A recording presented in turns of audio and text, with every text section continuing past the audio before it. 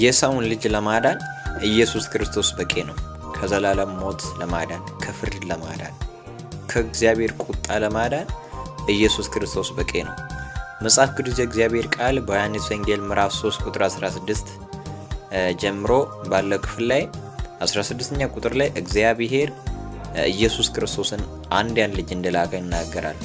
17ኛ እና 18ኛ ቁጥር ላይ ደን በመናይበት ጊዜ 17ኛ ቁጥር ላይ ዓለም በልጁ እንዲድን ነው እንጂ እግዚአብሔር በዓለም እንዲፈርድ አላከውምና ይላል።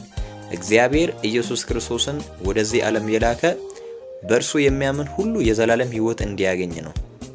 18ኛ ቁጥር ላይ ደግሞ 18ኛ ቁጥር ላይ በእርሱ በሚያምን አይፈረድበት ይላል። በተላከው በክርስቶስ ኢየሱስ በሚያምን ሰው አይፈረድበትም። ይልቁን በክርስቶስ ኢየሱስ ያመነ ከሞት ወደ ሕይወት ተሻገረ እንጂ ወደ ፍርድ አይመጣም ብሎ የእግዚአብሔር ቃል ይናገራል።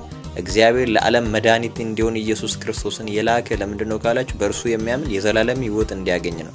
በዛ 18ኛ ቁጥር ላይ ምን ላይ በእርሱ በሚያምን አይፈረድበትም ካለ በኋላ በማያምን ግን በአንዱ በእግዚአብሔር ልጅ ስም ስላላመነ አሁኑኑ ተፈርዶበታል ይላል።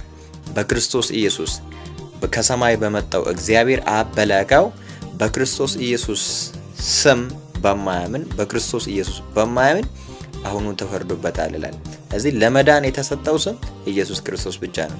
እግዚአብሔር ዓለም ሁሉ አምኖ እንዲድን የሰጠው ስም ማን ነው ካላችሁ ኢየሱስ ክርስቶስ ነው።